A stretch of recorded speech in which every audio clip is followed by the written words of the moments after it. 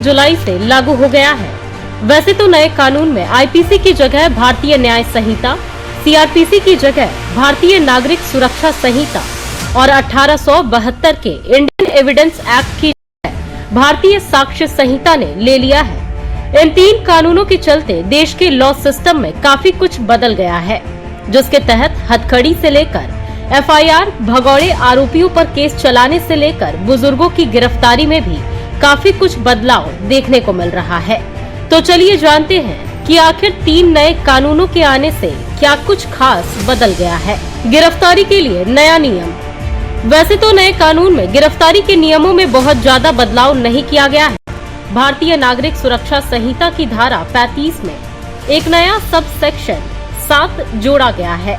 इससे छोटे छोटे अपराधियों और बुजुर्गों की गिरफ्तारी को लेकर नियम बनाया गया है। धारा 35(7) के अनुसार ऐसे अपराध जिनमें 3 साल या उससे कम की सजा का प्रावधान है, उनमें आरोपी की गिरफ्तारी से पहले डीएसपी या फिर उससे ऊपर की रैंक के अफसर की अनुमति लेनी होगी। वहीं यदि आरोपी की उम्र 60 साल या उससे ज्यादा है तो उसकी गिरफ्तारी के लिए भी यही नियम लागू होगा।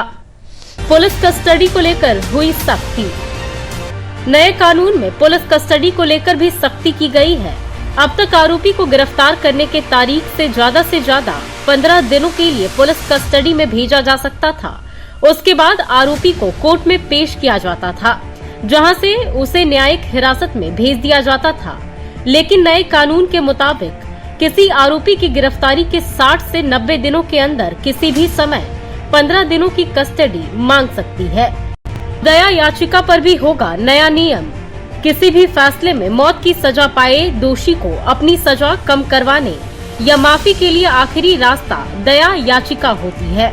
जब सभी कानूनी रास्ते बंद हो जाते हैं तो दोषी के पास राष्ट्रपति के सामने दया याचिका दायर करने का अधिकार होता है।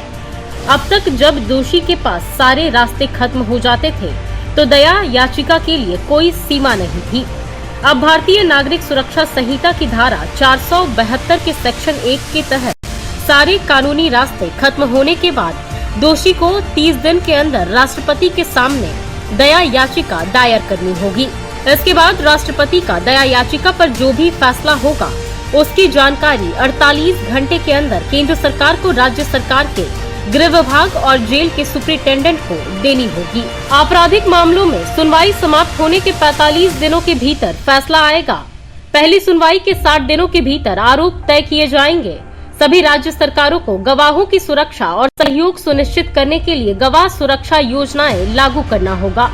बलात्कार पीड़िताओं के बयान महिला पुलिस अधिकारी की ओर से पीड़िता के अभिभावक या रिश्तेदार की मौजूदगी में दर्ज किए जाएंगे। मेडिकल रिपोर्ट 7 दिनों के भीतर पूरी होनी चाहिए। कानून में महिलाओं और बच्चों के खिलाफ अपराधों पर एक नया अध्याय जोड़ा गया है। इसमें बच्चे को खरीदना या बेचना एक जघन्य अपराध की श्रेणी में रखा गया है, जिसके लिए कड़ी सजा का प्रावधान है। नाबालिग के साथ सामूहिक बलात्कार के लिए मौत की सजा और आजीवन कारावास की सजा हो सकती है। नए कानून में अब उन मामलों के लिए सजा का प्रावधान शामिल है जिसके तहत महिलाओं को शादी का झूठा वादा करके या गुमराह करके छोड़ दिया जाता है। इसके अलावा नए कानून में महिलाओं के खिलाफ अपराध के पीड़ितों को 90 दिनों के भीतर अपने मामलों पर नियमित अपडेट प्राप्त करने का अधिकार होगा। सभी अस्पतालों को महिलाओं और बच्चों से जुड़े अपराध के मामले में मुफ्त इलाज करना जरूरी होगा। ब्यूरो रिपोर्ट, दूरदर्शन समाचार, पटना।